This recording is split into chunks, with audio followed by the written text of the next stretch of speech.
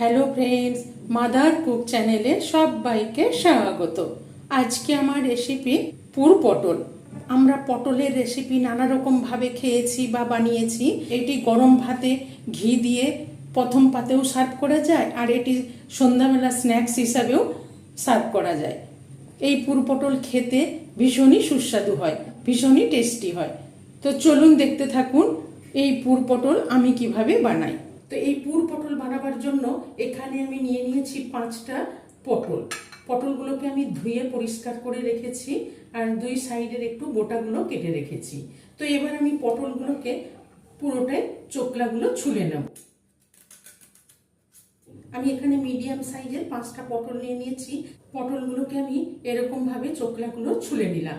এবার আমি পটলগুলোকে হাফ করে মাঝখান থেকে লম্বাভাবে কেটে নেব। এরকমভাবে হাফ করে কেটে নেব।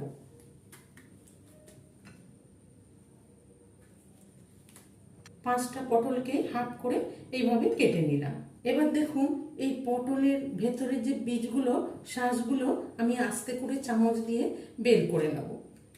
প্রথমে চারিদিকটা এইভাবে একটু করে আস্তে করে ছাড়িয়ে নেব। এইভাবে পটলের বীজগুলো ছাড়িয়ে নেব। খুব আস্তে করে ছাড়াতে হবে পটলের বীজগুলো, না হলে পটলটা ফেটে যাবে, পুরটা ভরতে অসুবিধা হবে, স্টাফিংটা ভরতে অসুবিধা হবে। এইভাবে প্রত্যেকটা পটলের ভেতর থেকে বীজগুলো বের করে নেব। প্রত্যেকটা পটলের ভেতর থেকে বীজগুলো বের করে নিলাম। পটলগুলো যেহেতু আগে ধুয়ে রেখেছি আর এখন ধোবো না, এবার এখানে আমি অল্প একটু লবণ ছড়িয়ে দেব। লবণটা দিয়ে ভালো করে পটলগুলোকে মাখিয়ে নেব। একটু লবণ মাখিয়ে রাখলে পটলটা একটু নরমও হয়ে যাবে, আর লবণটা দিলে ভাজলে পরে খেতেও খুব ভালো লাগবে। হালকা করে লবণটা মাখিয়ে নিলাম। পটলের মধ্যে পুরটা ভরার জন্য এখানে আমি একটা সেদ্ধ আলু নিয়ে নিয়েছি, 2 পিস করে কেটে সেদ্ধ করে রেখেছি। আলুটা কিন্তু বড় সাইজের আলুই নিয়েছি। তো আলুটা প্রথমে একটু স্ম্যাশ করে নেব। আর আলুটা দেখুন কতটা টাইট হয়েছে, আলুটা কিন্তু যেন জল জলে ভাব না থাকে। স্ম্যাশ করে নিলাম। এবার এই আলুর মধ্যে দিয়ে দেবো পরিমাণ মতন লবণ, আর এখানে নিয়েছি পেঁয়াজ কুচোনো, একটা মিডিয়াম সাইজের পেঁয়াজকে খুব মিহি করে কুচিয়ে রেখেছি, আর 2-3টে কাঁচা লঙ্কাকে খুব মিহি করে কুচিয়ে রেখেছি, আর কিছুটা ধনেপাতা নিয়েছি। তো প্রথমে আমি এখানে উপকরণগুলো দিয়ে দেবো। পেঁয়াজটা দিয়ে দিলাম, কাঁচা লঙ্কাটা আমি একটু বেশিই দিয়েছি যাতে ঝাল ঝাল হয়, খেতে খুব ভালো লাগে। আপনারা পরিমাণ মতন দিয়ে দেবেন। এখানে ধনেপাতা কুচোনোটাও দিয়ে দিলাম।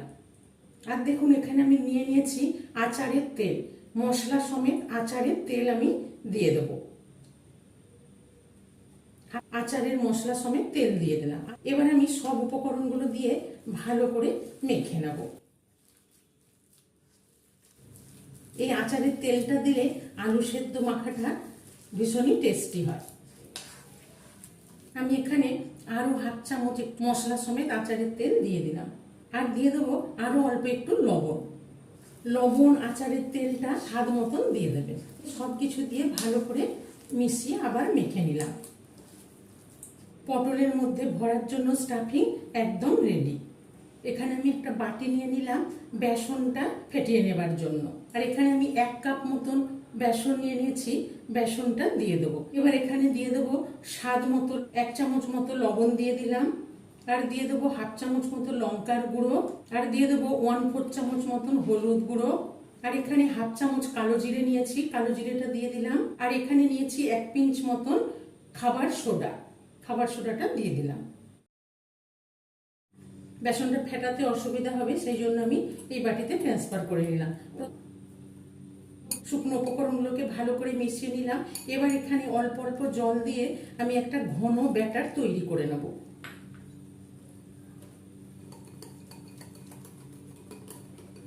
আমি এখানে আর অল্প একটু জল দিয়ে দেবো, 1 চামচ মতো।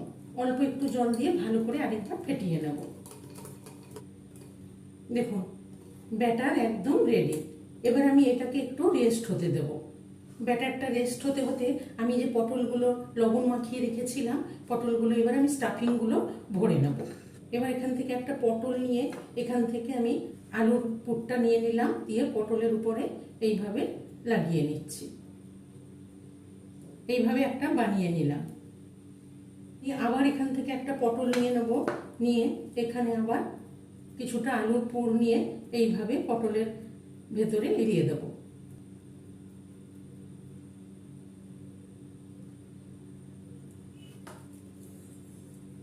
প্রত্যেকটা পটলের মধ্যে এইভাবে পুরটাকে ভরে নেব। প্রত্যেকটা পটলের মধ্যে আমি আলুর পুরটা ভরে নিলাম, স্টাফিংটা ভরে নিলাম। আমি একটু উঁচু উঁচু বেশি করেই দিয়েছি। এবার আমি এই পুর ভরা পটলগুলো ভেজে নেব। বেসনটা যে আমি ফেটিয়ে রেখেছি, এখানে আমি 1 টেবিল চামচ রিফাইন্ড অয়েল নিয়ে নিয়েছি, হালকা গরম, উষ্ণ গরম। এই গরম তেলটা আমি দিয়ে দেবো এখানে। ব্যাটারের মধ্যে উষ্ণ গরম তেল দিলে ভাজাগুলো খুব মচমচে হবে, খেতে খুব ভালো লাগবে। তো তেলটা দিয়ে ভালো করে ফেটিয়ে নেব। তেলটা দিয়ে ভালো করে ফেটিয়ে নিলাম। ব্যাটারটা এরকম হয়েছে। তো এবার আমি এই ব্যাটারের মধ্যে ডুবিয়ে পুর পটলগুলো ভেজে নেব। গ্যাসে আগের থেকেই একটা কড়াই চাপিয়ে কিছুটা তেল দিয়ে গরম করতে দিয়ে দিয়েছি। তেলটা গরম হয়েছে কিনা একটু দেখে নেব। দেখুন তেলটা খুব সুন্দর গরম হয়ে গেছে। এখানে আমি একটা পটল দিয়ে দিলাম, দিয়ে উপর থেকে আমি এই বেসনের ব্যাটারটা লাগিয়ে দিলাম। দিয়ে দেখুন এইভাবে আমি ছেড়ে নেব।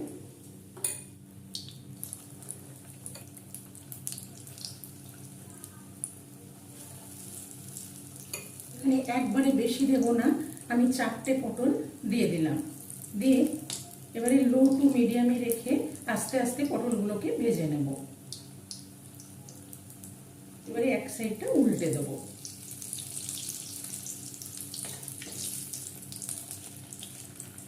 পটলের দিকটা নিচে করে গ্যাসের ফ্লেমটা লো করে রেখে আস্তে আস্তে ভেজে নেব, যাতে পটলগুলো নরম হয়ে যায়, ভালোভাবে ভাজা হয়ে যায়।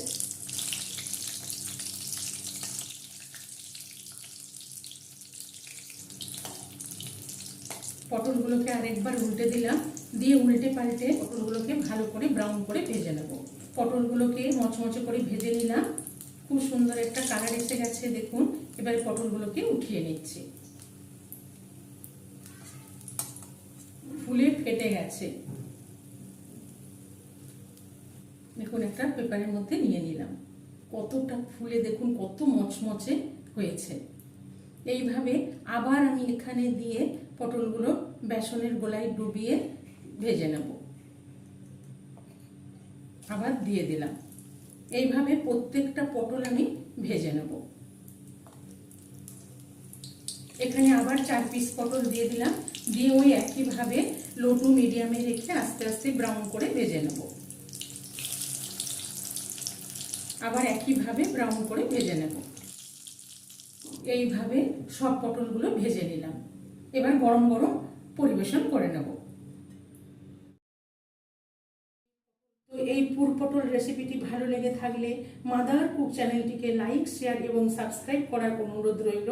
পাশে থাকা বেল আইকনটা প্রেস করবেন। যখনই আমি নতুন কোনো ভিডিও আপলোড করব, আপনাদের কাছে নোটিফিকেশন পৌঁছে যাবে।